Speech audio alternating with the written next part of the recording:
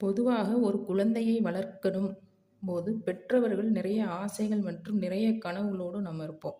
அப்படிதாங்க நம்ம பட்ட கஷ்டத்த பிள்ளைங்களும் படக்கூடாது அப்படின்னு நமக்குள்ளே நாம சொல்லிக் கொண்டிருப்போம். நம்ம குழந்தைகளுக்கு செல்லம் கொடுத்து வளர்க்கலாங்க. பாசம் காட்டி வளர்க்கலாம், அன்பா வளர்க்கலாம். அதுக்காக அந்த குழந்தைங்க வாழ்க்கையில தானே வளர்வதை நாம தடை செய்யக்கூடாதுங்க. நாமளே "நீ அத செய், அத பண்ணு" அப்படின்னு சொல்லிக்கிட்டே இருந்தோம்னா, பிள்ளைங்க தானே செய்வத விட, ஒரு கட்டத்தில அவங்க சொல்லி சொல்லி செய்யற மாரி ஆயிருவாங்க. அவங்களே தானே தன் வேலைய செய்து கொள்ளுமாறு கற்றுக் கொடுக்கணும். எப்படின்னா, தானே நிற்கவும், தானே ஓட, தானே பழகவும், தானே எந்த ஒரு விஷயத்தையும் செய்வோம்.